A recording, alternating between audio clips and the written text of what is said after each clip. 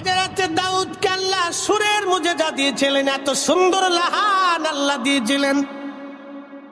ইমাম ইবনু কাসির আল বাদার মধ্যে লেখেন 70 সুর দিয়ে দাউদ নবী যখন জবুর শরীফ তেলাওয়াত করতেন, এত সুন্দর লাহান, লাহানের মোহনাতে, সুরের মোহনাতে পাখিরা স্টক করে করে পশু পাখি মারা যাইতো, ছটফট করে তারা মারা যাইতো।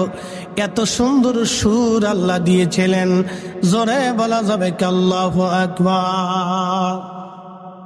তোমার সৃষ্টি এত সুন্দর,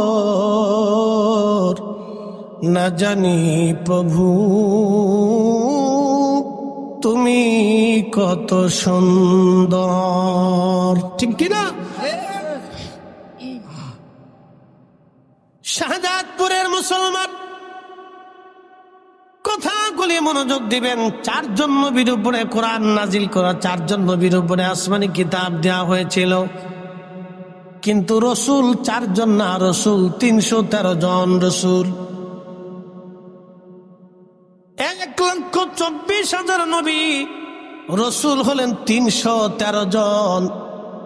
ইমাম ইবনু হিব্বান সহিহ ইবনু হিব্বানের ভিতরে বিশুদ্ধ হাদিসের মাধ্যমে প্রমাণ করেছেন, আল্লাহর নবী নিজে বলেছেন 313 জন রসুল আল্লাহ পাঠিয়েছিলেন, কিন্তু প্রসিদ্ধ রসুল হলো 4 জন।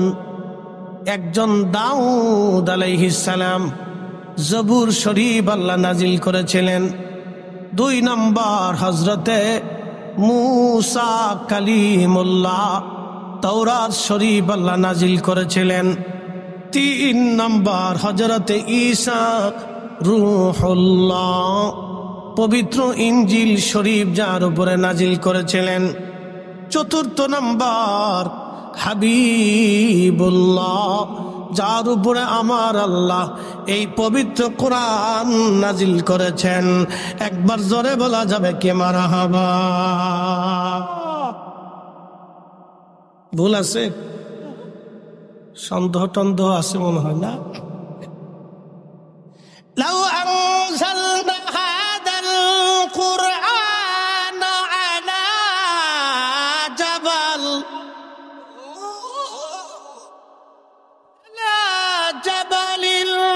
রাআইতাহু খাশিআন মুতাসাদ্দিআন মিন খাশিয়াতিল্লাহ।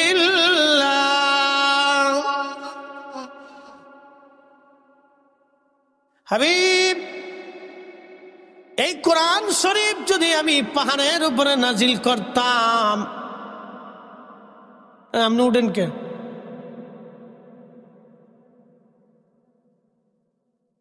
ও আগাইতেছে, তা আগান, অসুবিধা, সামনে চলে এসে ওটাওটি করবেন না, কোনো লড়াচড়া নেই।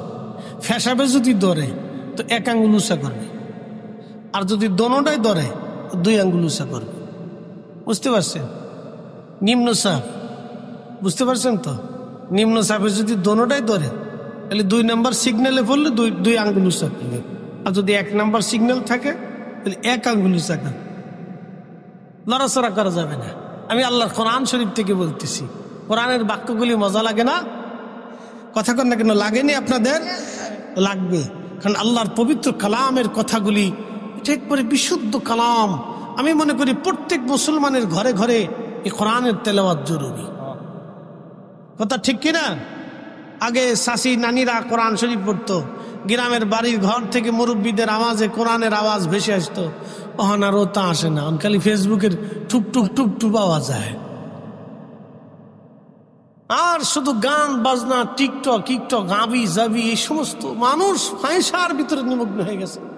প্রত্যেক মুসলমানের ঘরে ঘরে, প্রত্যেক মুসলমানের হৃদয়ে হৃদয়ে আল্লাহর কোরআনকে বদ্ধ করা উচিত। কথা বলেন ঠিক কিনা? আল্লাহ রাব্বুল আলামিন ডাক দিলেন, হাবিব, এই কোরআন শরীফ যদি আমি পাহাড়ে নাজিল করতাম, আপনি দেখতেন লারাইতাহু খাশিআম মুতাসাদ্দিআন মিন খাশিয়াতিল্লাহ। আমি রবের ভয়ে, আমি আল্লাহর ভয়ে, আমি মালিকের ডরে এই পাহাড় একেবারে মিসমার হয়ে গলে গলে গলে গলে মিশে যাইতো। পৃথিবীর সবচেয়ে বড় পাহাড়ের নাম মাউন্ট এভারেস্ট। মাউন্ট এভারেস্ট দেখার জন্যে আমি দার্জিলিং গিয়েছিলাম। দার্জিলিং বুঝতেই পারতেছেন, শিলিগুড়ি থেকে 70 কিলোমিটার রাস্তা, পাহাড়ি পথ বেয়ে দার্জিলিং যাওয়া লাগে। পৃথিবীর অনেক বিনোদন কেন্দ্রের মধ্যে একটা বিনোদন কেন্দ্রের নাম হলো দার্জিলিং। শিলিগুড়ি মাহফিল করে লোকেরা বলল, হুজুর আপনাকে দার্জিলিং নিয়ে যাব, চলেন। তো দার্জিলিং শহর পাওয়ার আগে একটা শহর আছে, শহরের নাম ঘুম। এই ঘুমটা হলো দার্জিলিং থেকে আরো উঁচু। ঘুম পার হয়ে দার্জিলিং এ যাওয়া লাগে। এই ঘুমে যদি আপনি যান, দেখবেন আকাশের মেঘ উড়ে উড়ে উড়ে উড়ে ঘুমে আসে। আপনি যে সাদা মেঘগুলি দেখেন, এই মেঘগুলি আকাশে উড়ে উড়ে যেতে দেখেন, এই ঘুমে এই মেঘগুলি উড়ে উড়ে যায়। আপনি বুঝতেই পারতেছেন এই পাহাড় কত উঁচু। এই পাহাড়ে দার্জিলিং এর পাশে যদি আপনি দাঁড়ান, মাউন্ট এভারেস্ট আপনি পরিষ্কার দেখতে পারবেন। শুধু দেখা যাবে কুয়াশার মতো সাদা আর সাদা, বরফে আচ্ছাদিত বিরাট বড় একটা পাহাড়। পাহাড়ের উচ্চতা 29,000 ফিট, প্রায় 16 মাইলের উপরে হবে। সোজাসুজি 16 মাইলের উপরে হবে, 29,000 ফিট। মস্ত বড় পাহাড়ের উপরে যদি আল্লাহর কোরআন নাজিল হতো, আল্লাহর কোরআন বলতেছে, হাবিব আপনি দেখতেন ওই পাহাড়টাও আমি আল্লাহর ভয়ে, আমি মালিকের ভয়ে গলে গলে মিশে যাইতো। একবার জোরে বলা যাবে কি আল্লাহু আকবার। এই পবিত্র কোরআন আল্লাহ 22 বছরের জীবনে, 23 বছরের জীবনে 22,000 বার জিব্রাইলের আগমনে 114টি সূরার মাধ্যমে আল্লাহ তার নবীর কালবের মধ্যে নাজিল করেছেন। যখন কালবের মধ্যে কোরআন শরীফ আসতো, আল্লাহর নবী প্রচন্ড ঠান্ডায় ঘেমে যাইতেন। উটের পিঠের মধ্যে চড়ে বসে থাকলে উটের পিঠগুলি বাঁকা হয়ে পাগুলি মাটির মধ্যে দেবে যাইতো। আল্লাহর নবী যদি মাটির উপরে বসে থাকতেন, পাগুলি মাটির মধ্যে দেবে যাইতো। একবার জোরে বলা যাবে কি মারহাবা। তাহলে রসুলের কালবের ওজন কত বলেনি, কালবের শক্তি কত আপনি বলেন। আপনাকে শুধু শুনলে হবে না, আর আধ্যাত্মিকতা বুঝে যেত।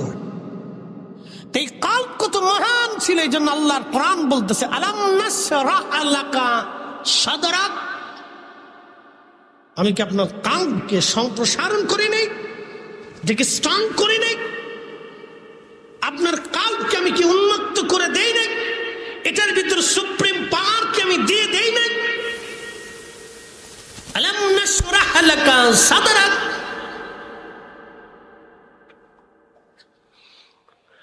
প্রিয় উপস্থিতি, শাহজাদপুরবাসী, এই কালব আল্লাহ তার রাসূল কারীমের কালব মুবারক আল্লাহ এমন ভাবে সম্প্রসারণ করেছিলেন। এত মজবুত এই কালব ছিল, এত দামি কালব ছিল, এত মজবুত কালব ছিল। আহা, এই জন্য আল্লাহর নবী মদিনাতুল মুনাওয়ারা বসিয়া আল্লাহর আসমানের খবর নবী বলে দিতে পারতেন, জমিনের সপ্ত জমিনের নিচের সংবাদ নবী দেখতে পারতেন, আসমানে কি হয় এটাও দেখতে পারতেন। ওই মদিনাতুল মুনাওয়ারা বসিয়া নবী জান্নাতের খবর বলতে পারতেন। একবার জোরে বলা যাবে কি আল্লাহু আকবার। আমি এখানে একটা হাদিস বলে মূল আলোচনা আবার চলে যাব। কিতাব সহিহুল বুখারীর কিতাবুস সালাতের বাবু সালাতুল কুসুফে একটা হাদিস আসছে। সালাতুল কুসুফ কি? সূর্যগ্রহণের নামাজ। ওঠেন কেন, কই যান? গেলেগা মাহফিলে বইবেন না। শোনেন, এর ভিতরে যারা আছেন যদি চলে যাওয়ার নিয়ত থাকে তাহলে এক্ষুনি চলে যাবেন, এরপরে কোনো উঠাউঠি চলবে না। ওই ভোগীযোগী আমার কাছে অনার নাই, ও দিন মরে গেছে। কি কথা কর না কেন? ভোগীযোগী চলবে না, বসে থাকে ও আশ শুনতে হবে। আমরা এখানে ওই আজারে বাজারে গান গাওয়ার জন্য কিন্তু এখানে আসিনি। কি কথা ঠিক কিনা? কোরআন সুন্নাহ থেকে বলার জন্য আসছি। এই ব্যক্তিরা অনেক কষ্ট করে এই বাগানটা সাজাইছে বাবা, অনেক কষ্ট হয়েছে, অনেক পরিশ্রম হয়েছে, বহুদিনের পরিশ্রমের এটা ফসল। যদি শুনে না যান তাহলে ওনাদের কষ্ট হবে, আর যদি আপনি চলে যান তাহলে আপনার জীবনটা বৃথা হবে। পায়ে ধরে হলো আপনাকে বসাইতে হবে। আচ্ছা বলেন তো, গ্রামের ওই ফনা যদি আগুন লাগে আপনারা কি কেরোসিন নিয়ে যাবেন? যদি হিন্দুর বাড়ি হয় জোরে খন, যদি বৌদ্ধর বাড়ি হয় তো পানি নিয়ে কেন যাবেন? তারে বাঁচাইতে হবে, আগুন থেকে বাঁচাইতে হবে। তো জাহান্নাম থেকে আপনার এক মুসলমান ভাই জাহান্নামের দিকে চলে যাচ্ছে, তো ওকে জাহান্নাম থেকে টেনে ধরে এনে বাঁচানোর চেষ্টা করতে হবে, ঠিক কিনা? যেন বুঝতে হবে, কথা শুনতে হবে। নবীজি সহিহ বুখারীতে আছে, আল্লাহর নবী সালাতুল কুসুফের নামাজ পড়তেছেন। সূর্যগ্রহণ, আমাদের দেশে সূর্যগ্রহণ হইলে পানির লুটা নিয়ে দার্শনিকরা বসে। বাংলাদেশে কত দার্শনিক যে বেরোয়, তখন এই বালতি ভরে পানি লয়, মগ ভরে পানি লয়, হেরা পানির ভিতরে দেখে সূর্যগ্রহণ কেমনে হয়। এই শোনেন, সূর্যগ্রহণ লাগার পরে আল্লাহ নবীর চেহারা বিবর্ণ হয়ে যাইত, চিন্তিত পেরেশান হয়ে যাইতেন। প্রিয় নবী নামাজে দাঁড়িয়ে যাইতেন, সালাতে দাঁড়িয়ে যেতেন, আর বলতেন, ও আমার উম্মত, সূর্য আল্লাহ গ্রহণ করে দিয়েছেন, ডুবিয়ে দিচ্ছেন। যদি আল্লাহ হুকুম না করেন পৃথিবীতে আর কোনোদিন আলো ফিরে আসবে না। আমি বিবর্ণ হয়ে যাই, চিন্তিত হয়ে যাই। যদি আল্লাহ বেজার হয়ে যায় তো আর পৃথিবীতে আলো আসবে না। কি কথা কন না কেন? আল্লাহ আলো না দিলে পৃথিবীতে কেন আলো দেওয়ার সুযোগ আছে? কোনো সুযোগ নেই। এ বলেন তো, সূর্য কার আইনে চলে? চাঁদ, জমিন, বাতাস, সাগর, পশু পাখি, গাছপালা সব আল্লাহর আইনে চলে। খালি আমরা মানুষই শয়তানের আইনে চলে।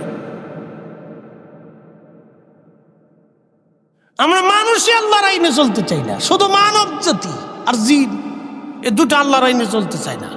কুত্তাও আল্লাহর আইনে চলে। বলে হুজুর কেমন? আপনি কুত্তারে খাবার দিবেন, আপনার বাড়ি কুত্তা পাহারা দিবে, কিন্তু শিয়াল রাইনে যদি খাবার দেন আর যতই বলেন তুই মুরগি পাহারা দিস, জীবনে তা হবে না।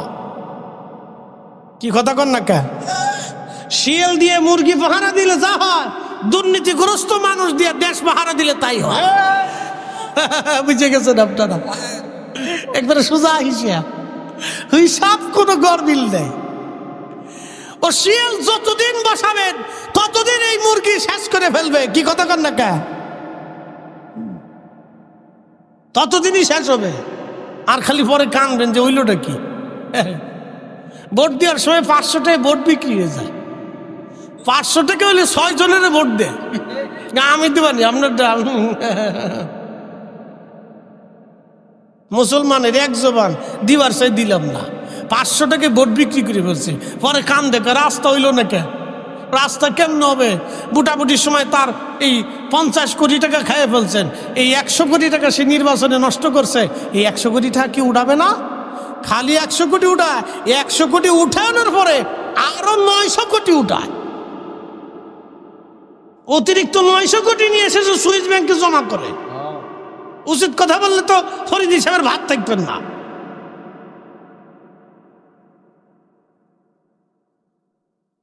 প্রিয় উপস্থিতি, খুব মনোযোগ দেবেন।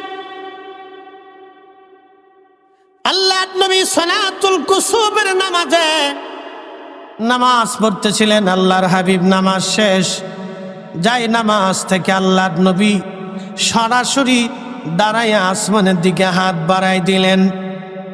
সাহাবীরা বলেন, হুজুর জীবনে কোনোদিন এরকম নামাজ দেখি নাই হুজুর, যাই নামাজে দাঁড়াইয়া কেন আসমানে হাত বাড়াইলেন? আল্লাহর হাবিব ডাক দেয়া বলেন, সাহাবীরা রে, আমি আল্লাহর জান্নাত দেখেছিলাম, জান্নাতের মধ্যে খুবই সুন্দর জান্নাতি আঙ্গুর ফল দেখেছিলাম। আমি মদিনার মানুষের জন্য ওই আঙ্গুর আনার জন্য হাত বাড়িয়ে দিয়েছিলাম। যদি আঙ্গুর আমি আনতাম তাহলে কিয়ামত পর্যন্ত জান্নাতের আঙ্গুর খেয়ে মদিনার মানুষ কোনোদিন শেষ করতে পারত না। একসাথে বলেন আল্লাহু আকবার। মদিনাতুল মুনাওয়ারায় আমার নবী জান্নাতে হাত বাড়ায় দেয় আঙ্গুর আনার জন্যে। সাহাবীরা, আমি যদি আঙ্গুর আনতাম তাহলে আঙ্গুর আনলে মদিনার মানুষ কিয়ামত পর্যন্ত এই আঙ্গুর খেয়ে শেষ করতে পারত না। সাহাবীরা রে, এইখানে দাঁড়াইয়া আমি রব্বুল আলামিন আমি রসুল জাহান্নাম দেখলাম, আমার রব আমার জাহান্নাম দেখাইলেন।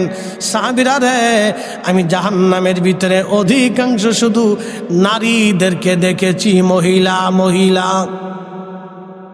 এবার বেটিটা আমার আর খাইতে দিত না, কাজ হয়ে গেছে। ওদিন কি দেখছি, মহিলারা কি আছে, এরা কি দেখতেছে আমরা রে, মাইটে ফেলছে রে।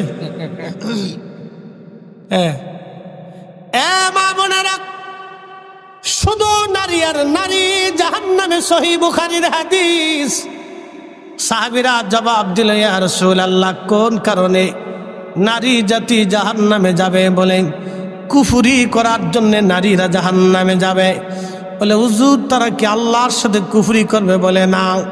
তাহলে আপনি নবীর সঙ্গে কি তারা কুফরি করবে? বলে না। তাহলে হুজুর, কার সাথে তারা কুফর করবে, কার সাথে তারা নাশুকরিয়া করবে? বলে স্বামীর সঙ্গে তারা কুফর করবে। বলে হুজুর, সেটা কেমন?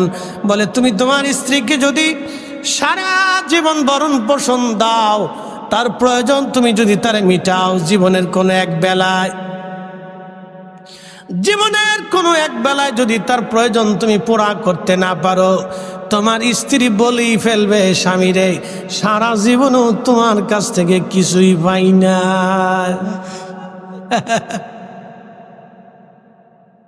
যারা বিয়ে করছেন তারা বুঝে যান, আর যারা করেন নাই তারা খাতা কলমে লিখে দিয়ে যান। পৃথিবী উল্টে যাবে, আল্লাহ রাসূলের কথা মিথ্যা হবে না। সাদাকাল্লাহুল মাওলানাল আযীম, আল্লাহ সত্য বলেছেন। ওয়া সাদাকা রাসূলুহুন নবিয়্যুল হাবিবুল কারীম, আল্লাহর নবী সত্য বলেছেন। আল্লাহ নবী মিথ্যা বলেন নাই, আল্লাহ নিজে মিথ্যা বলেন নাই, আল্লাহর রাসূল মিথ্যা বলেন নাই। কথা বলেন ঠিক কি না?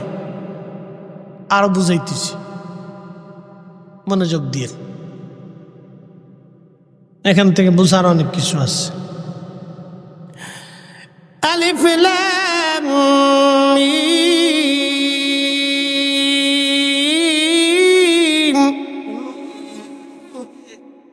কে বলছে? সরাসরি বলছে আল্লাহ। সরাসরি কি আপনাদের কি বলছে? কার কাছে আসছে? আল্লাহর নবীর কালবে আগে আল্লাহ ফেলছে, এই কাল থেকে নবীজি জবান দিয়ে বের করছে। আলিফ লাম মিম, যালিকাল কিতাবু লা রাইবা ফীহি হুদাল লিল মুত্তাকিন।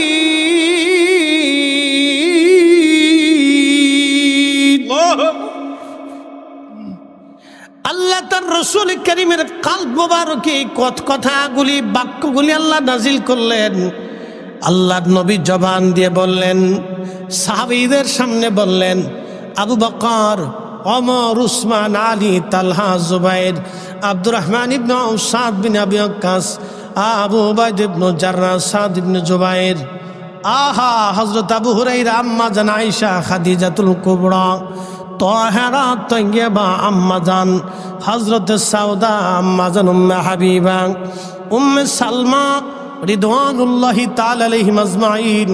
আল্লাহর নবী সাহাবীদের সামনে যখন এই বাক্যগুলি বললেন, সাহাবীরা বিনা বিনা শব্দে, বিনা বাক্যে আমার রাসূলের কথাগুলি মেনে নিয়ে কোরআনের বাক্য হিসেবে তারা মেনে নিয়েছে। কথা বলেন না কেন, ঠিক কিনা? আমার নবীকে সত্যবাদী জেনে, হক জেনে, সত্যবাদী জেনে, নির্ভুল জেনে, আইব মুক্ত জেনে, দোষ মুক্ত জেনে, নিষ্পাপ মেনে আমার রাসূলের কথাগুলি সাহাবীরা মেনে নিয়েছে। কথা বলেন ঠিক কিনা? এই জন্য রাসূল মানলে আল্লাহ মানা হয়ে যায়, নবী মানলে আল্লাহ মানা হয়ে যায়, নবী মানলে আল্লাহ মানা হয়ে যায়। নবীর দল হলে আল্লাহর দল হয়ে যায়। নবীর আদর্শ মানলে আল্লাহর আদর্শ মানা হয়। নবী ভালোবাসলে আল্লাহ ভালোবাসা হয়ে যায়। নবীর পক্ষ হলে আল্লাহর পক্ষ হয়ে যায়। নবীর কথা মানলে আল্লাহর কথা মানা হয়ে যায়। কথা বুঝে তারপর যাবে। এই কোরআন আল্লাহ বললেন ওয়াল্লাযীনা ইউমিনুনা বিমা উনসিলা ইলাইকা ওয়া মা উনসিলা মিন ক্বাবলিক। হুজুর, সফলকাম তারা হবে যারা আপনার উপরে এই কোরআন যাহা নাজিল হয়েছে দৃঢ় চিত্তে ইখলাসের সাথে যারা বিশ্বাস করবে তারা সফল কাম হবে, সফল কাম হয়ে যাবে। এই কোরআনে যাহা আছে তাহা তাদেরকে মেনে নিতে হবে। অর্থাৎ আল্লাহ তো নিজে সরাসরি কোরআন আমাদেরকে ঢেলে দেন নাই, কালবে ঢেলে দিয়েছেন নবী। নবী জবান দিয়ে বলেছেন কোনটা কোরআন হবে কোনটা হাদিস হবে। আল্লাহ নবী জবান দিয়ে বলেছেন, বলার কারণে আমরা বুঝতে পেরেছি এটা কোরআন আর এটা হাদিস। বুঝতে অসুবিধা হচ্ছে আপনাদের? হাত উঁচা করে বলেন তো, চুপচাপ বসে রয়েছেন। নারে তাকবীর। হাত নামান, হাত নামান। বুঝতে হবে, না বুঝলে তো বিপদ। এই জন্য আল্লাহ রসুল সত্যবাদী, আল্লাহ নবী কি নির্ভুল। কথা কন না কেন? কি ভুল? একসাথে বলেন, একসাথে। মাসুম। জোরে বলেন কি? মাসুম। আইব মুক্ত, ত্রুটি মুক্ত, খাতা মুক্ত, দোষ মুক্ত, একবার নিষ্কলঙ্ক। বিশ্বাস আছে? যদি রসুলের ত্রুটি থাকে, ভুল থাকে, তাহলে কোরআনে ভুল এসে যাবে। এটা মনে রাখবেন। অতএব কেউ যদি বলে রসুলের ভুল ছিল, ওরে একবারে কায়দা মতো একবারে ঠেকার উপরে 100টা জুতা দিয়ে ফিটে গিয়া ওরে দেশ সারা করতে হবে। আল্লাহ রসুলের জীবনে ভুল হতে পারে না, নবীর জীবনে ত্রুটি হতে পারে না, নবীর জীবনে খাতা হতে পারে না। নবীর জীবনে ভুল হলে তাহলে কোরআনের উপরে প্রশ্ন আসবে। এই কথা সারা জীবন মনে রাখবেন। আমি আপনাকে সূত্র থেকে স্কয়ার প্লাস বি স্কয়ার দিয়ে বুঝাই দিলাম। তাহলে কালামের ভিতরে ভুল আছে। ওয়াল্লাযীনা ইউমিনুনা বিমা উনজিলা ইলাইকা। আল্লাহ তাকিদ দিচ্ছেন, আল্লাহ বুঝাচ্ছেন, ইলাইকা আপনার উপরে যাহা অবতীর্ণ হয়েছে তার উপরে নিষ্বাক্য হিসেবে, নিশ্চিন্তে হিসেবে, বিনা বাধা বিনা চিন্তায় বিশ্বাস করতে হবে। তাহলে আপনি মুসলমান হবেন। বুঝতে কি কোনো অসুবিধা হচ্ছে আপনাদের? বুঝাচ্ছি। ঈসা রুহুল্লাহ আলাইহিস সালাম পাহাড়ের পাশে, মনে আসেনি আপনাদের? কথা কন না, মনে আছে? এখানে আমরা অনেক কোয়ালিটির মানুষ আছি, বিভিন্ন দরবারের মুরিদ আছে, আছে না ভাই? আমার পীর ও মুর্শিদের দরবারের মুরিদও আছে। আচ্ছা বলেন, বিভিন্ন রাজনৈতিক দলের লোক আছে, বিভিন্ন ঘরানার মানুষ আছে, আছে না ভাই? আছে। কোরআন শরীফ কি আমাদের জন্য ভিন্ন ভিন্ন আলাদা আলাদা? হ্যাঁ না, কি বলে? এই কোরআনে যাহা আছে সব মুসলমানের জন্য তাহা। এখানে যাহা হারাম আছে সবার জন্য তাহা হারাম। এখানে যাহা হালাল আছে সবার জন্য তাহা হারাম হালাল। এখানে যাহা হুকুম প্রদান করেছেন করার জন্য সবাইকে তাহা করতে হবে। কথা ঠিক কিনা? কোনো সন্দেহ নাই। এখানে আল্লাহ যাহা করতে বলেছেন আমাদেরকে তাহা করতে হবে, যাহা নিষেধ করেছেন তা সবাইকে ছেড়ে দিতে হবে। কোনো কথা নেই, কোন শব্দ হবে না। কেন? কি কথা ঠিক কিনা? কোন শব্দ? যদি মুসলমান হন আপনি, যদি আখিরাতে বিশ্বাসী হন, যদি কবরে বিশ্বাসী হন, যদি মেহেশ্বরে বিশ্বাসী হন, যদি রসুলের সুপারিশে বিশ্বাসী হন, যদি আল্লাহর নবীতে বিশ্বাসী হন, তাহলে আপনাকে এখানে যা আছে সব মেনে নিতে হবে। কোন সন্দেহ নাই। প্রিয় উপস্থিতি আমার, খুবই মনোযোগের সাথে কথা শুনবেন। ঈসা রুহুল্লাহ আলাইহিস সালাতু ওয়াস সালাম পাহাড়ের পাশে হাঁটে, দেখে মস্ত বড় একটা পাথর পড়ে আছে, সুন্দর সাদা মার্বেল পাথর।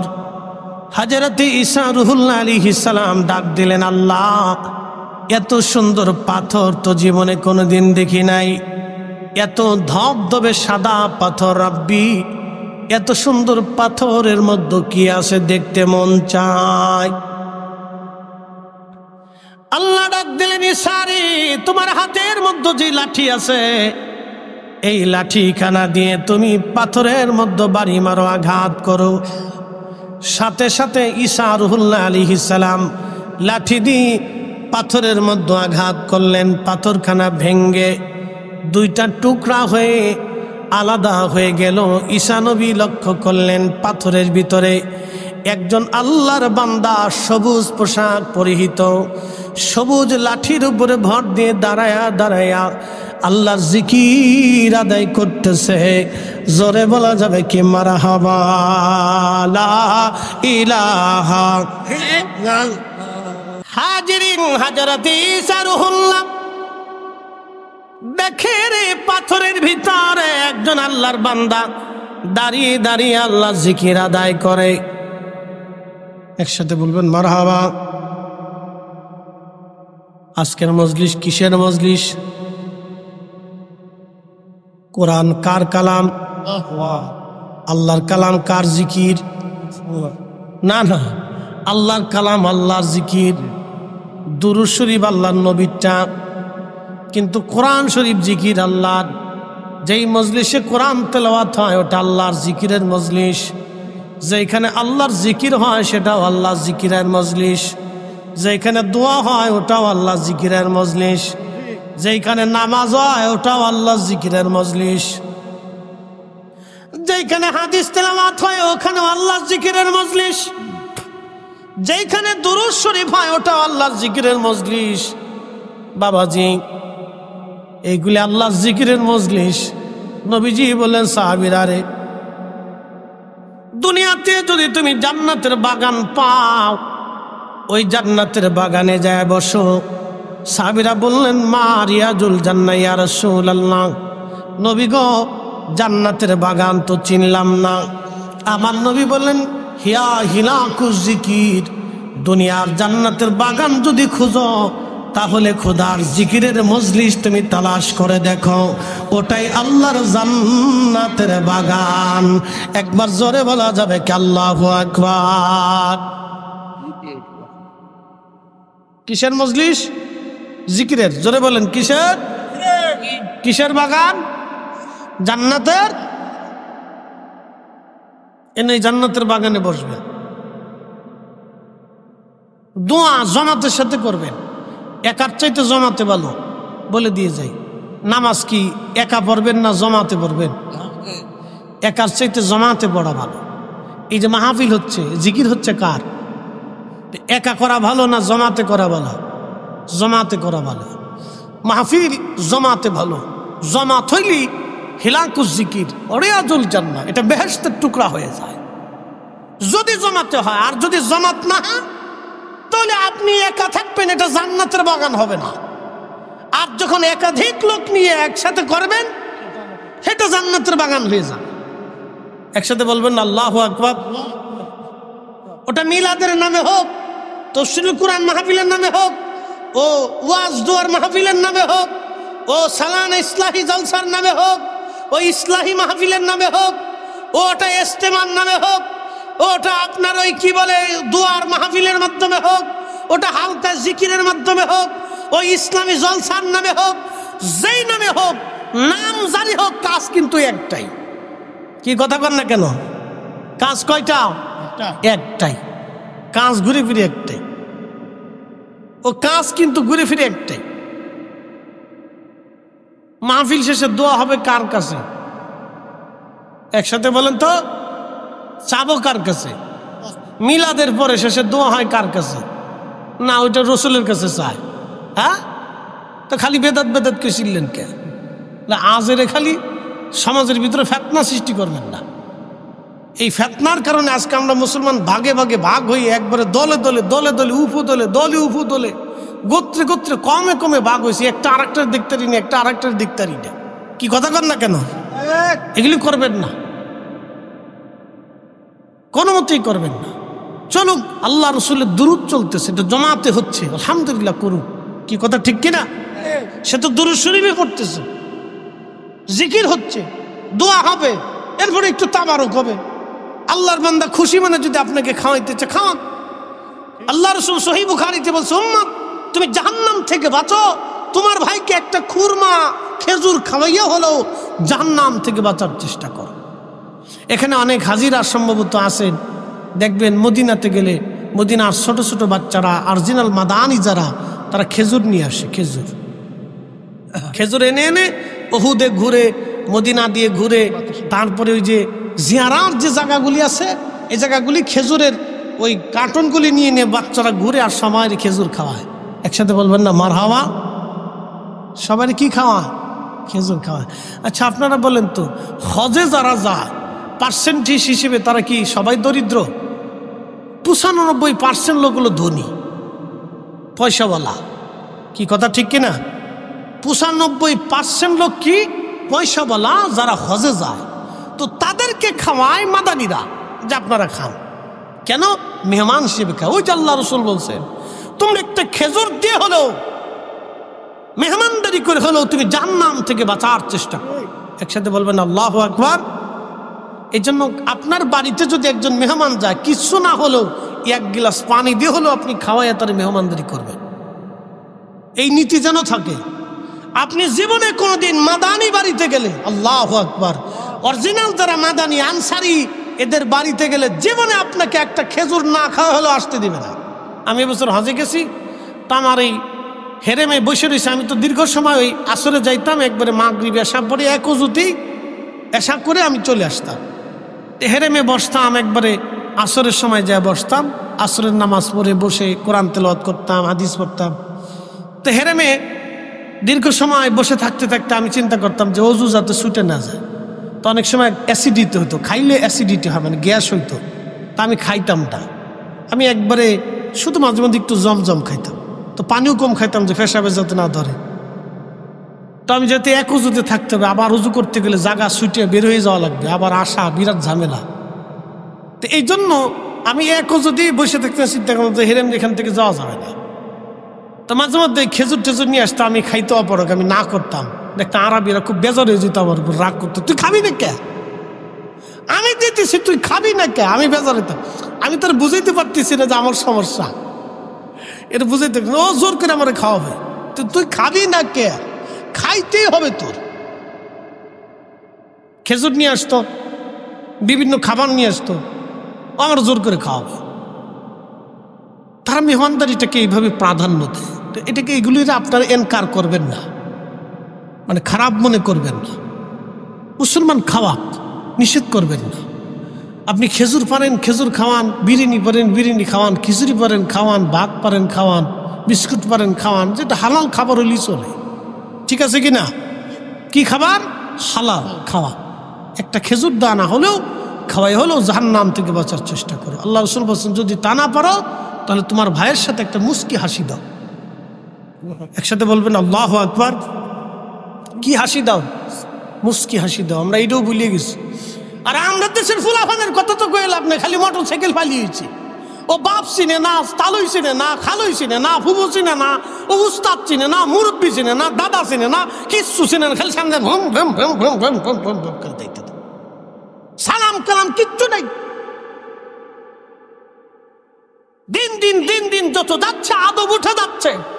মুসলমানের সন্তানদের আদব থাকতে হবে। কথা বলেন ঠিক কিনা? আদব থাকতে হবে, অবশ্যই আদব থাকতে হবে তার।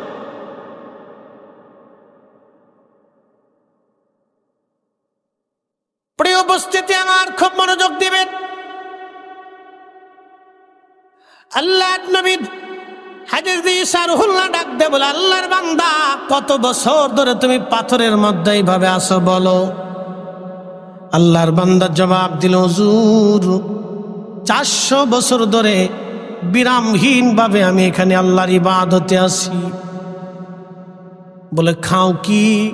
বলে এই আঙ্গুর ফল, এই পাথরের ভিতরে আল্লাহ একটা আঙ্গুর গাছ লাগিয়েছেন, দেখো এই আঙ্গুর ফল খাওয়াই আল্লাহ আমারে 400 বছর ধরে এই পাথরের ভিতরে খোদার ইবাদত করাচ্ছে। আমি ভুটান গেলাম আজ থেকে 5-6 বছর আগে, করোনারও কয়েক বছর আগে। ইন্ডিয়ান ভিসা নিয়ে তখন ভুটান যাওয়া যেত, ভারতের জায়গা। জেলার নাম হলো জলপাইগুড়ি জেলা। ওই আপনার উত্তরবঙ্গের লালমনিরহাটের পাটগ্রাম, হাতিবান্ধা, ওই সীমান্ত দিয়ে আমি ইন্ডিয়ার ওই কুচবিহার, মাহফিল, শিলিগুড়ি থেকে শুরু করে জলপাইগুড়ি জেলার জায়গাতে মাহফিল সেরে লোকেরা বলল, হুজুর আপনাকে ভুটান নিয়ে যাই। চলেন। ভুটান যখন গেলাম, জাতীয় বৌদ্ধ মন্দির দেখলাম। বাবাজি, ওরা স্বর্ণ দিয়ে মন্দির বানিয়েছে, আর আমরা মুসলমানরা মসজিদের জন্য ভিক্ষা চাইতে চাইতে হুজুরদের জান শেষ হয়ে যায়। আশ্চর্য। আমি জুব্বা গায়ে দিয়ে পাগড়ি পুগড়ি মাথায়, আমি তখন থেকে প্রথম থেকে পাগড়ি পরি, আমার আদত। পাগড়ি আমার কাছে খুব পছন্দের একটা পোশাক আর কি, আল্লাহ রসুল পরতেন, তা আমি চেষ্টা করি পাগড়ি পরার জন্য, এটা ভালো লাগে আমার কাছে। তো পাগড়ি ফুগড়ি জুব্বা সুব্বা গায়ে দেওয়া গেছি। তো বৌদ্ধ ভিক্ষু যে আছে, আপনারা জানেন বৌদ্ধদের যে ধর্মগুরু তাদেরকে ভিক্ষু বলে, ভিক্ষু।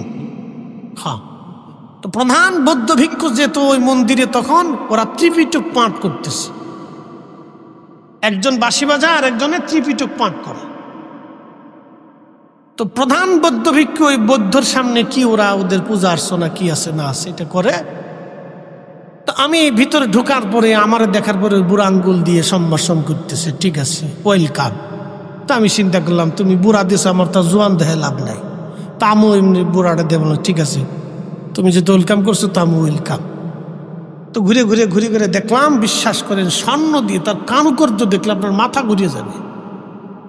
যে মানুষ মিথ্যার উপরে কোটি কোটি টাকা খরচা করে। কয়দিন আগে পূজা গেছে না, কথা কন না কেন? বাংলাদেশে মন্দির হয়েছে কয়টা? 30,000। কয়টা? 30,000। তারা মন্দির বানাইয়া, প্রতিমা বানাইয়া কোটি কোটি টাকা খরচা করে তারপরে তারা বলে তাদের ধর্মের ভাষায় বিসর্জন। সেটা তার ধর্ম, ওটা নিয়ে আমি কটাক্ষ করবো না, বিসর্জন বলে। তো তারাই কি করলো, মন্দিরগুলিরে সব প্রতিমাগুলিরে নিয়ে পুকুরে নিয়ে, তারপরে নদীতে নিয়ে, সাগরে নিয়ে ফেলে দিল। কি কথা ঠিক কিনা? সব কি করলো, ফেলে দিল। আমাদের মসজিদ কি সাগরে যাবে? পুকুরে যাবে? এখানে 1 টাকা দিলে যদি আল্লাহর কোরআন বিশ্বাস করেন, যদি বলেন না হুজুর আখিরাত বিশ্বাস করি, আল্লাহ বিশ্বাস করি, রসুল বিশ্বাস করি, মরতে হবে, আল্লাহর আদালতে দাঁড়াইতে হবে, যদি বিশ্বাস করে থাকেন, তাহলে মসজিদের জন্য আমাদের গলা শুকানোর দরকার না, আপনি নিজে এসে দিয়ে দেওয়া উচিত। কি কথা ঠিক কিনা? আপনার নিজে উপস্থিত হয়ে দিয়ে, আমার তো বলার কথা না। আমার আগে আমার ভাই আল্লামা রাকিবুল ইসলাম খোকন সাহেব, তিনি বারবার করে বলছেন, চাইছেন আপনার কিছু না, তো চাওয়ার কথা না। তো আপনি খুশি মনে এসে দিয়ে যাবেন, তো হুজুর আমি এখানে 5,000 টাকা দিলাম, 10,000 টাকা দিলাম, আমি 50,000 টাকা দিলাম, 1 লক্ষ। উঠবেন না চাচা, আমি টাকা চাইতেছি না, ভয় নাই না, ও আজ এখনো শেষে দেরি আছে, এত তাড়াতাড়ি ভাবছেন ছেড়ে দেওয়ানি না, ফজর পর্যন্ত আসেননি আপনারা ইনশাল্লাহ। আচ্ছা ফজর থাকা লাগবে না, নিয়ত করছেন তাতেই চলবে ইনশাল্লাহ। বসেন, কে উঠবেন না, আমি টাকা চাইনি, টাকা চাইনি, ডন নাই যে পকেট থেকে টাকা উঠে নিয়ে আসবো। আপনার টাকা আপনার পকেটেই থাকবে, দিলি আপনার লাভ, না দিলে আপনার লস। কি কথা ঠিক আছে না? আমার কি লাভ লস আছে? টাকা তো আপনি আমার দিচ্ছেন না, আল্লাহর ঘরে জমা করে যেতেছে, দিলে আপনার লাভ, আপনার কবরে শান্তি, আপনার মা কবরে জান্নাতে থাকবে, বাবা জান্নাতে থাকবে, ওটা আমার তো কোনো ফাংশন নেই, এটা আপনারই লাভ। দিলে দিবেন, না দিলে না দিবেন, আমি টাকা চাইতেছি না, ভয় নেই, বসেন, উঠবেন না, দোয়া সারা যাবেন না, বসেন। আমি বলতে চাইতেছি যে তারা মিথ্যার জন্যে কোটি কোটি টাকা যদি তাদের বিশ্বাসে খরচা করতে পারে, তাহলে আমরা হকের জন্য কেন আমার অর্থ আল্লাহর পথে দান করতে পারবো না? কি কথা কন না কেন? কোরআন শরীফে আল্লাহ নিজে ওয়াজ করেছেন, এই কোরআনে আল্লাহ নিজে ওয়াজ করেছেন, وَأَنفِقُوا مِمَّا رَزَقْنَاكُمْ مِنْ قَبْلِ أَنْ يَأْتِيَ أَحَدَكُمُ الْمَوْتُ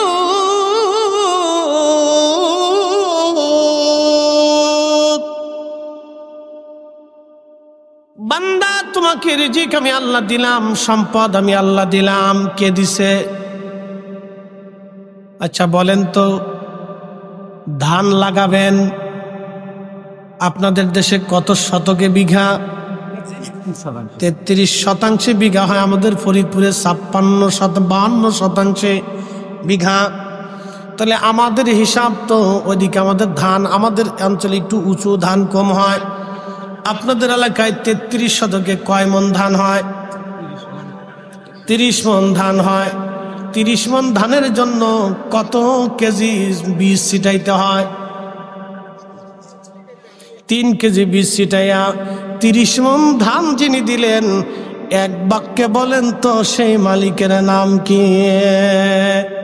এই জন্য আল্লাহ বললেন, বান্দা রিজিক আমি তোমারে দিলাম, ওই রিজিক থেকে আমি আল্লাহর পথে, তোমার মৃত্যু আসার আগে তুমি আল্লাহর পথে খরচা করো। মরণ আসার আগে, মরণ আসার আগে জিন্দেগি তোর যাইরে ফাঁকি দিয়া রে সোনার আদম, জিন্দেগি তোর যায় ফাঁকি দিয়া। ও আদম রে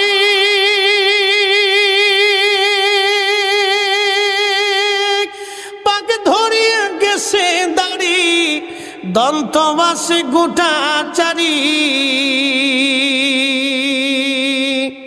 সমন জারি গিয়াছে করিয়ারে সোনার আদম, জিন্দেগি তোর যায় ফাঁকি দিয়া। বাবাজি খুব মনোযোগ দিবেন, একটা লোক উঠবেন না। আমি ঈসা আলাইহিস সালাম কি ওই পাথরের মাঝখানে আল্লাহর বান্দার কাছে রেখে আসছি। তারপরে চমকপ্রদ আশ্চর্য কিছু কথা আছে, শুনে যাবেন। কিন্তু তার আগে আমি শুধুমাত্র কমিটির অনুরোধে আপনাদের কাছে, একটা লোক উঠবেন না, লড়াচড়া করবেন না। যদি মন চায় যে হুজুর মরণ আসার আগে কিছু মসজিদে দিয়ে যাব, শুধু লোকেরা রুমাল নিয়ে যাবে, এই যাবার ভিতরে খুশি মনে দিবেন, আর এর ভিতরে আমি কিছু সময় জিকির করব। উঠবেন না, যার যার রুমালগুলি নিয়ে যাবেন। কোন দিকে কোন দিকে না যাওয়া যাবে না। আমি ওয়াজ ছাড়ি নেই, কিন্তু শুধু 2 মিনিটে খুশি মনে সবাই সন্তুষ্ট মনে শরীক থাকবেন। যান যান যান, এক ভলেন্টিয়ার ভাইরা ঢুকেন, এই পাশে যাবে, এই পাশে যাবে, সবাই পকেটে হাত দিবেন দোয়ার আগে। আমি ওয়াজ ছাড়ি নেই বাবাজি, ওয়াজ ছাড়ি নেই, ওয়াজ আপনাদেরকে পরেই করতেছি। 1 মিনিট আমাকে একটু সময় দেন। আর এই ভিতরে দুরূদ শরীফ পড়েন, পকেটে হাত দেন, আব্বা আম্মার কথা মনে করে 500, 1000, 100 যার যেমন সামর্থ্য আছেন শরীক থাকবেন। কেউ মাহরুম হবেন না বাবা আল্লাহর ঘরে। আরে বৌদ্ধ যদি স্বর্ণ দিয়ে বানাইতে পারে, তাহলে আপনি আল্লাহর ঘর কেটে কেন আপনার একটা সিমেন্টের অংশ এখানে রেখে যান? তাহলে হুজুর 400 বছর ধরে পাথরের মধ্যে আমি আছি। বলে কি করেন? 400 বছর ধরে আল্লাহর ইবাদত করি। খান কি? বলে আঙ্গুর ফল আল্লাহ এই পাথরের ভিতরে লাগিয়েছেন। 400 বছর ধরে আল্লাহর নিয়ামত জান্নাতি খাবার খেয়ে বেঁচে আসি। বলে আল্লাহর বান্দা 400 বছর ধরে বিরামহীন ভাবে দুনিয়ার সব জঞ্জাল ঝামেলা মুক্ত হয়ে রব্বুল আলামিন আপনাকে দিয়ে এখানে আল্লাহর ইবাদত করিয়েছে। ও হে আল্লাহর বান্দা, আল্লাহর নবী ঈসা রুহুল্লাহ আল্লাহকে ডাক দে, বলেন রাব্বি, এই বান্দার চাইতে মর্যাদাওয়ালা বান্দা পৃথিবীতে আর কেউ আসেনি।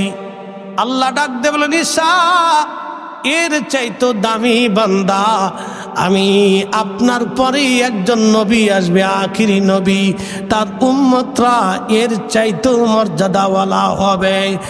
একসাথে জোরে বলেন আল্লাহু আকবার। এবার বুঝাই, আখিরি নবীর উম্মতরা হবে এর চাইতো দামি। ঈসা রুহুল্লাহ ডাক দেয়া বলেন রব্বুল আলামিন কিসের কারণে দামি হবে? আল্লাহ ডাক দিলেন, ঈসা রে, আমি আখিরি নবীর উম্মতের মধ্যে বিশেষ বিশেষ কিছু সময় মুহূর্ত ইবাদতের মর্যাদা মূল্য আমি আল্লাহ দিয়ে দিব। ওই মর্যাদা মূল্যের কারণে যেমন লাইলাতুল বারাত, এরপরে লাইলাতুল কদর, জুমার রাত, এরপরে 2 ঈদের রাত, এই রাতগুলিতে যারা আল্লাহর ইবাদত করবে জেগে জেগে জেগে জেগে, কিয়ামতের মাঠে তাদের দিল মরবে না, তাদের দিলগুলি জিন্দা থাকবে, দিলগুলি জিন্দা থাকবে। বলেন মারহাবা।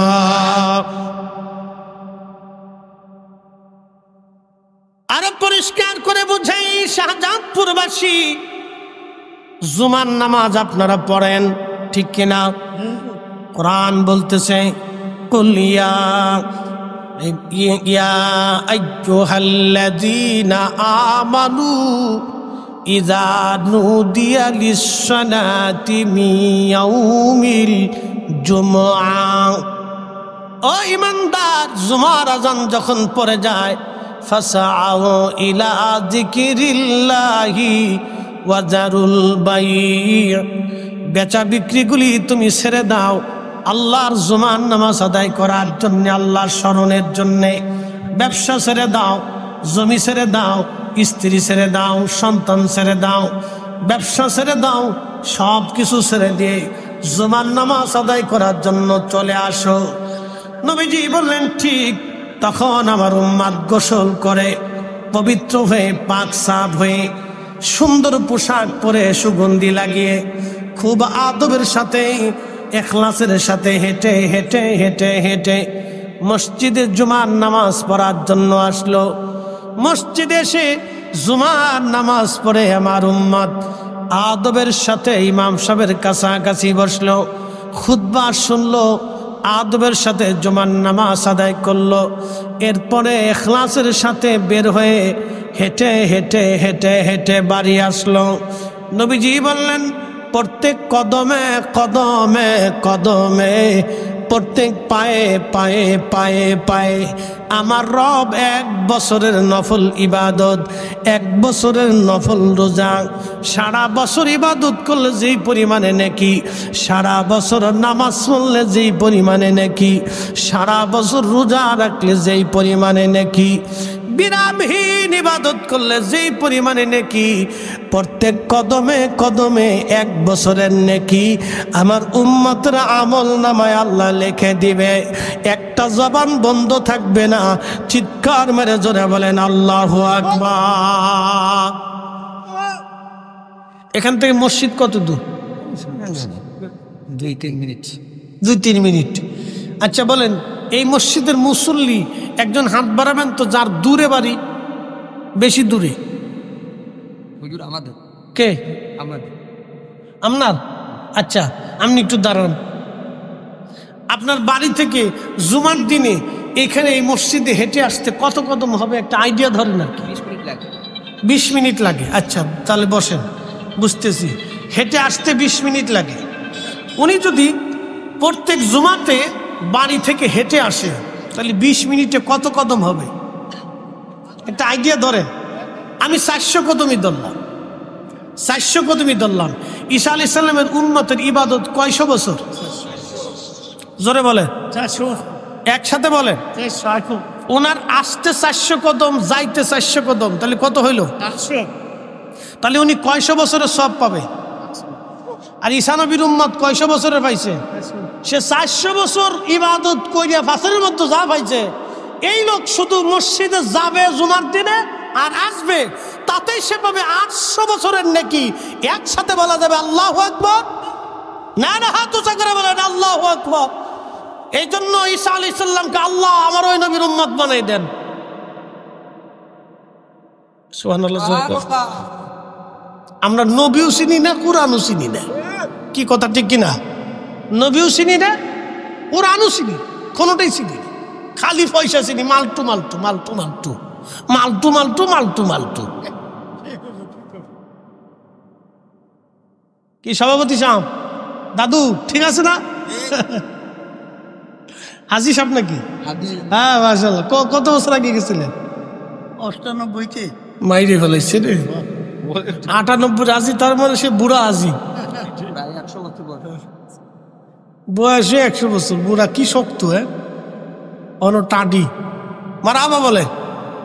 আল্লাহ আরো সুস্থতার সাথে হায়াত দিক, বলে না আমি।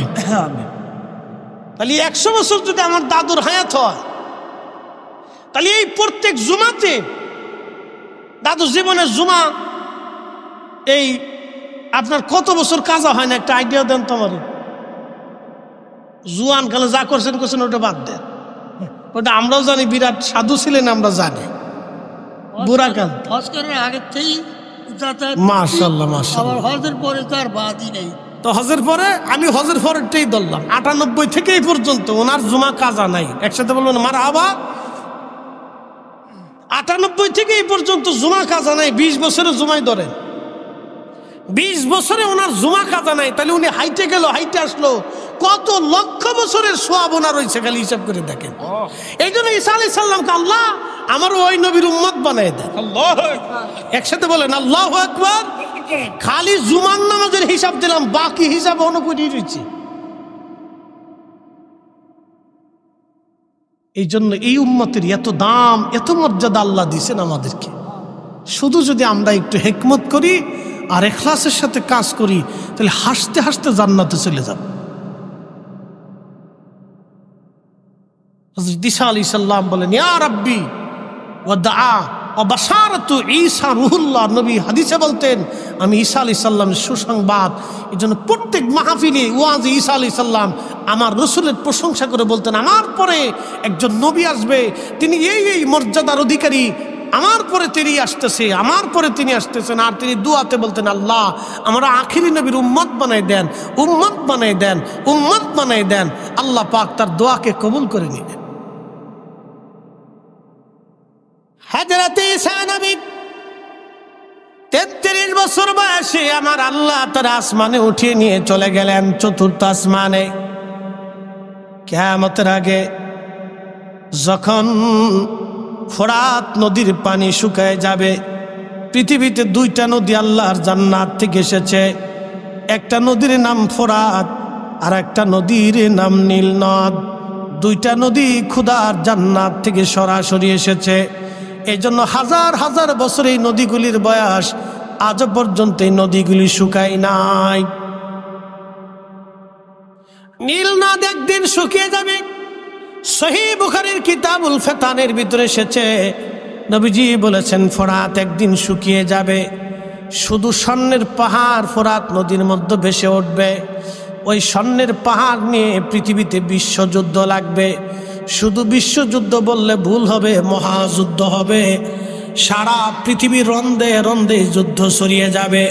প্রত্যেক 100 জনে 99 জন মারা যাবে, মাত্র 1 জন মানুষ বেঁচে থাকবে। পৃথিবীর আকাশ ভেঙে যাবে। আমার রসুলের কথা কখনো মিথ্যা হবে না, কথা কোন ঠিক কিনা? একজন যে বেঁচে থাকবে তিনি শুধুমাত্র পাক্কা ইমানদার, পাক্কা ঈমানওয়ালা, পাক্কা ঈমানওয়ালা, পাক্কা ঈমানওয়ালা। সেই হবে শেষ সময়ে হযরত ইমাম মাহাদির সৈনিক। এরপর আল্লাহ বহু বছর পরে ইমাম মাহাদিকে দুনিয়াতে পাঠাবেন। আবার মুসলমান ধীরে ধীরে ধীরে ধীরে ধীরে ধীরে ইমান দুর্বল হবে। পৃথিবীতে এমন প্রলঙ্করী মহাযুদ্ধ হবে, শুধু মানুষ হত্যা হবে, জায়গায় জায়গায় জুলুম অত্যাচার হবে, নির্যাতন হবে, অন্যায় কাজ চলতে থাকবে। একটা কথা মনে রাখবেন, এই পৃথিবী থেকে যদি অন্যায় কাজ বিলুপ্ত করতে হয়, এই বাংলার জমিন থেকে যদি অন্যায় কাজ জুলুম যদি চিরতরে বিদায় করতে হয়, তাহলে আল্লাহর কোরআনের আইন ছাড়া আর সম্ভব হবে না। কথা বলেন ঠিক কি না? কোনো সন্দেহ নেই, কোনো সন্দেহ নেই। হাজিরিন, কথাগুলি বুঝে যাবেন। আজ হযরত ঈসা রূহুল্লাহ পৃথিবীতে আসবেন।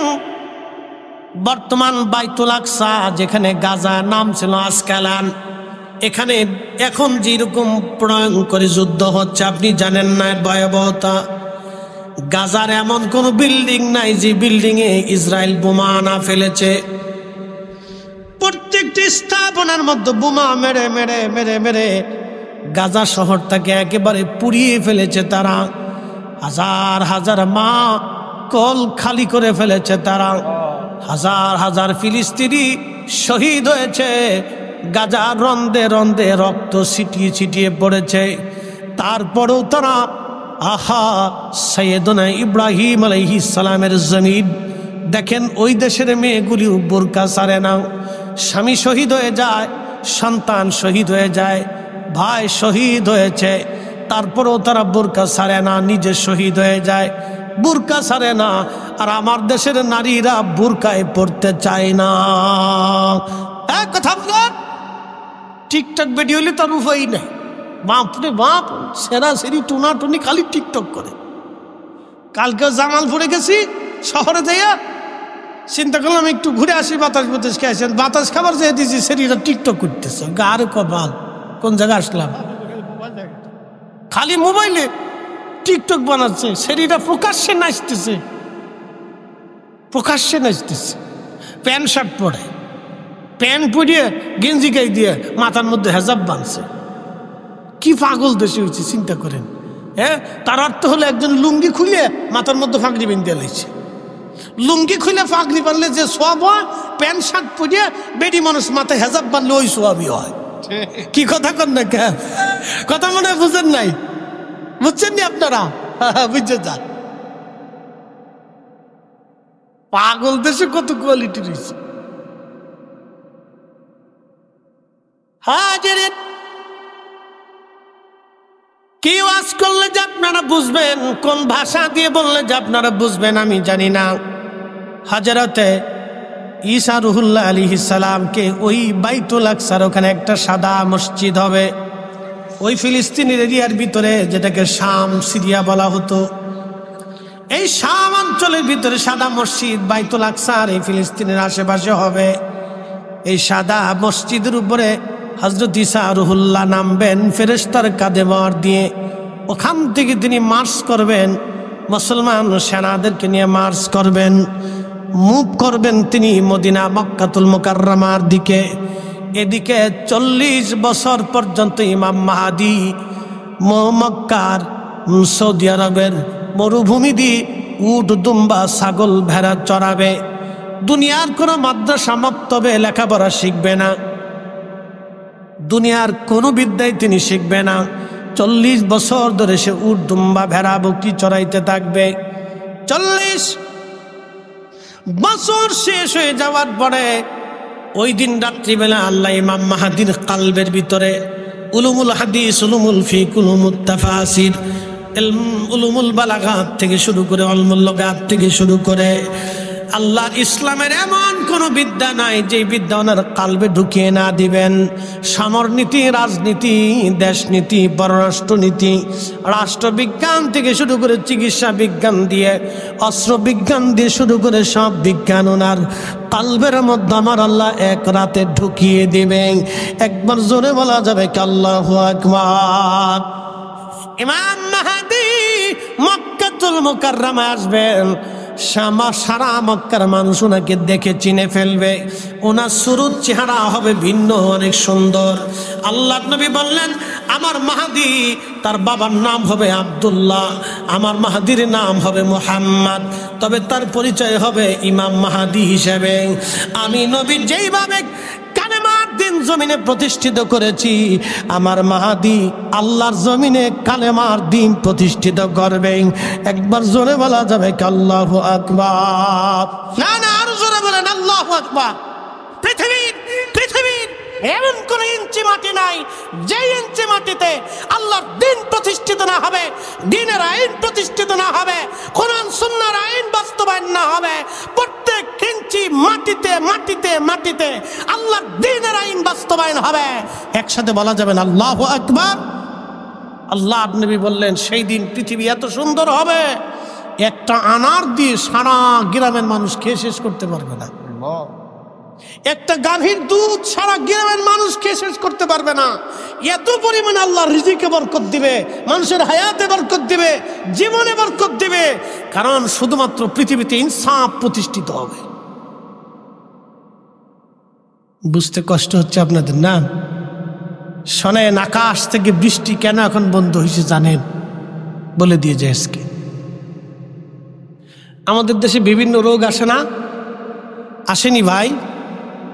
খাবারে, রিজিকে, স্বাস্থ্যে মানুষের সুখ নষ্ট হয়ে গেছে।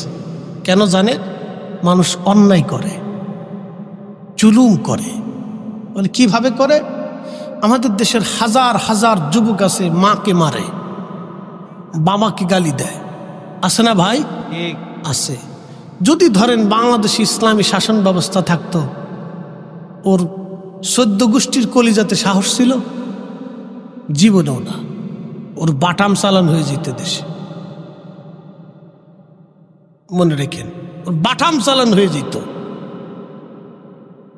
আমার দেশে শত শত নারী প্রত্যেক বছরে ধর্ষিতা হয়। ধর্ষণ হওয়ার পরে আদালতে বিচার চাইতে গেলে কত কাহিনী করে, তদন্ত করতে গেলে পুলিশ বেচারা টাকা ডাইন দিয়ে বান দিয়ে হেন্দে সে হিন্দে খালি লইতে তাই, কত কাহিনী করে। হ্যাঁ, এ কাহিনী চলতো না। কি কথা কন না কেন? এই কাহিনী চলতো না, এই কোনো কাহিনী চলবে না। এই জন্য আল্লাহর আকাশ থেকে মাঝে মাঝে বৃষ্টি বন্ধ হয়, প্রচন্ড গরম হয়, খাবারে বরকত নষ্ট হয়, বিভিন্ন রোগ আল্লাহ সৃষ্টি করে দেয়। মানুষ ছটফট করতে করতে বাজারের উপর পড়ে মরে যায়। মানুষের কোনো গ্যারান্টি আছে দাদু? এই যে 100 বছর বয়স কিছু হয়নি। আগের যুগের মানুষ 70, 80, 100 বছর তারা বৃদ্ধ হয়ে ধীরে ধীরে মারা যেত। আর এখন মানুষ রাস্তা দিয়ে হাইটে যেতেছে, বাজার গেলে সলিম রে বুহে ব্যথা করতেছে, শেষ। কিয়ামতের আলামত আল্লাহ রসুল বলছেন এগুলি গজব। হঠাৎ মৃত্যুর বেড়ে যাবে, তালাক বেড়ে যাবে, স্বামী স্ত্রীর ভিতরে বিচ্ছেদ বাড়বে, আকাশ থেকে বৃষ্টি বন্ধ হবে, আবহাওয়া নষ্ট হয়ে যাবে। আপনি যত দিন যাচ্ছে বাংলাদেশের আবহাওয়া তত উত্তপ্ত হচ্ছে। এগুলি মাঝে মধ্যে আমাদের দেশে নীরব জুলুম চলে, অন্যায় চলে, বহু অন্যায় চলে, মারাত্মক অন্যায়। আপনি জানেন কত মা আদালত প্রাঙ্গণে নিভৃতে চোখের পানি ফেলে ফেলে কাঁদে, বিচার পায় না। জমি আরেকজনে নিয়ে চলে গেছে, জমি নিজে বুঝে পায় না। জমি কে বুঝাই দিবে? জমি বুঝাই দিবে দেশের আদালত, জমি বুঝাই দিবে পুলিশ প্রশাসন, জমি বুঝাই দেবে নিরাপত্তা বিভাগ।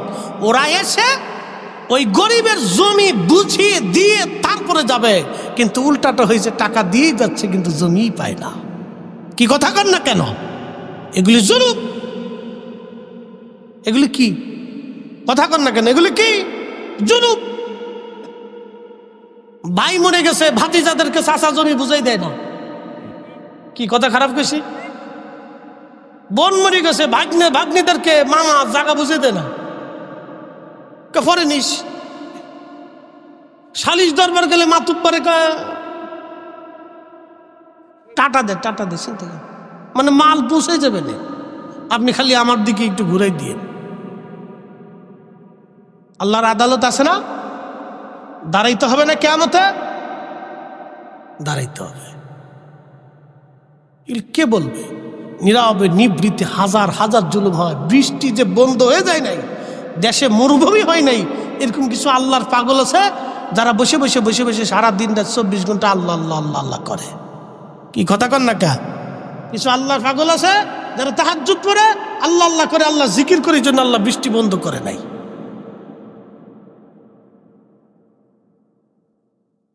বাবাজি, হক কথা তিতা লাগে। তবে একটা কথা মনে রাখবেন, আমি যাহা বলি দিন শেষে আপনাকে এবং আমাকে মাটির নিচে চলে যেতে হবে।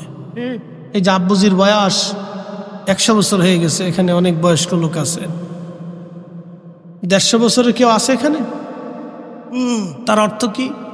150 বছর আগে যারা এই পৃথিবীর উপরে ছিল আজকে সব মাটির সাথে মিশে গেছে। 150 বছর পরে আমরা সবাই মিশে যাব, আবার নতুন প্রজন্ম আসবে, মাহফিল হবে, উলামে কেরাম নতুন আসবে, ওয়াজও হবে। এই কোরআন 150 বছর পরেও থাকবে। জোরে বলেন, জোরে বলেন। কিন্তু আজকে যারা অন্যায় করতেছে তারা আর মাটির সাথে মিশে যাবে। কথা বুঝে বাড়ি যাওয়াটা জরুরি ভাই আমার, প্রিয় বোন আমার, কথা বুঝে বাড়ি যাবে। ওরা মাটির সাথে মিশে যাবে, অস্তিত্বহীন হয়ে যাবে। এর জন্য পৃথিবী থেকে আপনাকে আল্লাহ এবং তার রসুলকে খুশি করে যেতে হবে। আল্লাহ এবং তার রসুলকে খুশি করে যেতে হবে। আল্লাহ এবং তার রসুলকে খুশি করে যেতে হবে। আল্লাহ এবং তার রসুলকে খুশি করে যেতে হবে। বলে হুজুর আল্লাহর সাথে রসুল বললেন কেন? এজন্যই বললাম আমিনু আমানু আমিনু বিল্লাহি ওয়া রাসূলিহি। হে ঈমানদার, ইয়া আইয়ুহাল্লাযীনা আমানু আমিনু। কোরআন বলতেছে আমানু, হে ঈমানদার আমিনু, ঈমান আনো, বিল্লাহি ওয়া রাসূলিহি, আল্লাহ এবং তার রাসূলের উপরে। একসাথে বলবেন আল্লাহু আকবার। আল্লাহর পরেই নবী। জোরে বলেন আল্লাহর পরে, জোরে বলেন আল্লাহর পরে, আল্লাহর পরে, আল্লাহর পরে। এক কথা শেষ। কোরআনে আল্লাহ সিদ্ধান্ত দিয়ে দিছে। অত মাসলা মাসলা বাতায়েন না। লা ইলাহা ইল্লাল্লাহর পরে মুহাম্মদুর রাসূলুল্লাহ একদল মানে না। কে তোমার কইছে কেডা? ফাজলিমি না। আবার তুমি কালেমা ভাগ করার জন্য দেশে আসছো। এমনি আমরা বাসি না, আবার কালেমা ভাগ করবার জন্য আসছো। এদেশে এই সমস্ত ভোগীযোগী চলবে না। কথা বলেন ঠিক কিনা? কালেমা ভাগ করার জন্য আসছে দেশে, মুসলমানের ভিতর গৃহযুদ্ধ লাগানোর জন্য আইছ।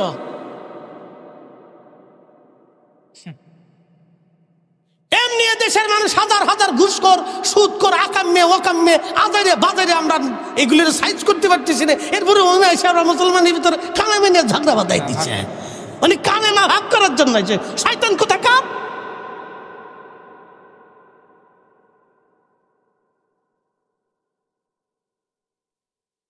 এগুলি চলবে না।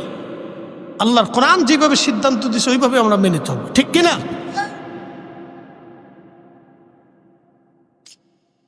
প্রিয় উপস্থিতি আমার, অনেক কথা বলতে বলতে সারা রাত পার হয়ে যাবে। শুধু আপনাদেরকে বুঝাইলাম আল্লাহ আমাদেরকে অনেক সম্মান দিয়েছেন, অনেক মর্যাদা দিয়েছেন। এই মর্যাদা যেন আমরা ধরে রাখতে পারি। কালকে থেকে, আজকে থেকে এখান থেকে নিয়ত করে যাব, আল্লাহ আর জীবনে একক তো নামাজ ছাড়ব না। ইনশাল্লাহ বলেন না, না সবাই একসাথে বলেন ইনশাল্লাহ। জোরে বলেন ইনশাল্লাহ। আর একটা কথা মনে রেখে যাবেন, আজ একটা কথা মনে রেখে যাবেন, আমার পীর ভাই যারা আছেন তারা মনে রেখে যাবেন, আমার প্রত্যেকটা মুসলমানই আমার ভাই। কথা ঠিক কিনা? আমরা সবাই কি ভাই? কথা কন না, আমরা সবাই কি ভাই? এক কোরআন, এক আইন, এক বিধান, এক সুন্নাত, এক জীবন, এক কথা। আমরা প্রত্যেকটা মুসলমান ভাই। মিলাদ, কিয়াম, আমরা যারা কিয়াম করি, যারা দাঁড়াই, তারা স্রেফ আল্লাহর নবীর ইজ্জতের জন্য দাঁড়াই। এখানে চেয়ারম্যান, মেম্বার, এমপি, মন্ত্রী, মিনিস্টার এগুলোর জন্য আমরা দাঁড়াই না, স্রেফ আল্লাহ রসুলের ইজ্জতের জন্য দাঁড়াই। কথা ঠিক কিনা? আপনার যদি ভালো না লাগে দাঁড়ায়েন না, কিন্তু যারা দাঁড়ায় তাদেরকে খারাপ বললেন। কি কথা ঠিক কিনা? ঝগড়া করবেন না। দাঁড়াইছে দাঁড়াই থাকুক, যে বসে রয়েছে এখন আর বসে রয়েছে তার আর জোর করানোর দরকার নেই, গুতাগুতি করার দরকার নেই, ঠিক কিনা? এগুলি এখন আমাদের সময় না, এগুলি আমাদের সময় না, এগুলি সময় না। তবে সে যখন বুঝবে সে এমনি দাঁড়াবে। কারণ ইমাম মালিক, আমার ভাইরা গেছেন, হাজির সাহেবরা আছেন, উলামা ইকরাম আছেন। ইমাম মালিক রহিমাহুল্লাহ পৃথিবীর 4 ইমামের এক ইমাম। আল্লাহু আকবার। ওনার নাম মসজিদে নববীতে আমি স্বর্ণাক্ষরে সাহাবা ইকরামের নামের পরে লেখা দেখছি। আল্লাহ, 4 জন ইমামের নাম, ইমাম আবু হানিফা, ইমাম মালিক, ইমাম আহমদ ইবনে হাম্বল, ইমাম শাফিঈ। 4টা মাযহাবের ইমামের নাম মদিনার মসজিদে নববীর ভিতরে সাহাবা ইকরামের নামের পরে লেখা। আপনি জানেন তারা কত সম্মানিত? 80 বছর মদিনার সীমানার ভিতরে ইমাম মালিক জুতা পরেন নাই। ঠিক। আপনি যারা হজে গেছে, যদি আপনি শুধু খালি পায়ে হাঁটেন, আল্লাহু আকবার, প্রচণ্ড গরমে আপনার পা ফুসকা পড়ে ঘা হয়ে যাবে। 80টা বছর একজন আশিকে রসুল জুতা পরেন নাই, থুতু নিক্ষেপ করেন নাই, পায়খানা পেশাব মদিনার হাউদের ভিতরে পরেন নাই। মদিনা ইউনিভার্সিটি থেকে শুরু করে পাহাড়ি কোনার থেকে উহুদের শেষ প্রান্ত দিয়ে মদিনার হাউদ, মদিনার সীমানা, একবারে আপনার জুলহুলাইফা পর্যন্ত মদিনার সীমানা। এই সীমানার ভিতরে উনি পেশাব পায়খানা করতেন না। উনি মদিনার হাউদের ভিতরে কোনোদিন ঘোড়া গাধার উপরে উটের উপরে পিষ্টে উঠতেন না, খালি পায়ে হাঁটতেন, হেঁটে হেঁটে মদিনার সীমানার বাহিরে এসে পেশাব পায়খানা করতেন। আপনি বলেন, জিজ্ঞেস করলে বলতেন, মানুষ এই মাটির নিচে রাহমাতুল্লিল আলামিন ঘুমিয়ে আছেন, কি করে আমার সাহস হয় এই মদিনার মাটিতে আমি জুতা পরবো, পায়খানা পেশাব করব যেখানে রসুল ঘুমিয়ে আছে? একসাথে বলবেন আল্লাহু আকবার। আর কোনো দলিল দেন নাই, আর কোনো দলিল নেই। এত বড় ইমাম, আর কোনো উসুলও দেন নাই, দলিলও দেন নাই। শুধু একটা কথাই বলতেন, আমি কি করে এই মদিনার সীমানার ভিতরে আমি জুতা পরবো? তো যারা ইয়া নবী সালাম আলাইকা বলার পরে দাঁড়ায়, মন্দ বললেন না, এরা স্রেফ আল্লাহ রসুলের সম্মানের জন্য দাঁড়ায়। আপনি মন্দ বলতে পারেন, কিন্তু ওনাদের উদ্দেশ্য একটাই থাকে। ইমাম মালিকের যেমন সারা জীবনের উদ্দেশ্য একটা ছিল রসুলের সম্মান, ওনাদের উদ্দেশ্য একটাই। মন্দ বললে বলতে পারেন, এটা আপনার মনের ব্যাপার, বলতে পারেন, কিন্তু ওনারা আল্লাহ রসুলের সম্মানে দাঁড়ায়। ছোট করে দেখার সুযোগ নেই ভাই, এগুলি নিয়ে ঝগড়া করবেন না। এটা একটা জিকিরের মজলিস, একটা দোয়া, আল্লাহ রসুলের প্রশংসা হয়। বলেন, রসুল ছাড়া তো আমরা দিন পাইতাম না, কথা ঠিক কিনা?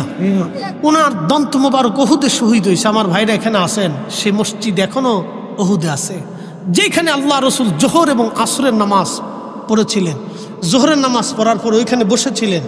আসরের নামাজ পড়ার শেষ সময় কাফেররা প্রিয় নবীজির উপর আক্রমণ করলেন। ওই সময় দন্ত মোবারক শহীদ হয়ে গেল। নবীজিকে নিয়ে যাওয়া হলো ওহুদের সেই ফাঁকা জায়গাতে। এখনো সেই ফাঁকা জায়গা আছে। আল্লাহর কোরআন আমার হাতে, একটা শব্দ মিথ্যা বলবো না বাবাজি। ওই মালিকের হাতে আমার জীবন, আমার মৃত্যু। আজকে সেই ওহুদের বর্ণনাটা আপনাদেরকে দিয়ে চলে যাই। প্রিয় উপস্থিতি আমার, সেই ফাঁকা জায়গায় আল্লাহ রসুলকে নিয়ে যাওয়া হলো। জিব্রাইল ফেরেশতা এবং কয়েকজন সাহাবী সহ নবীজিকে নিয়ে যাওয়া হলো সে ফাঁকা জায়গা।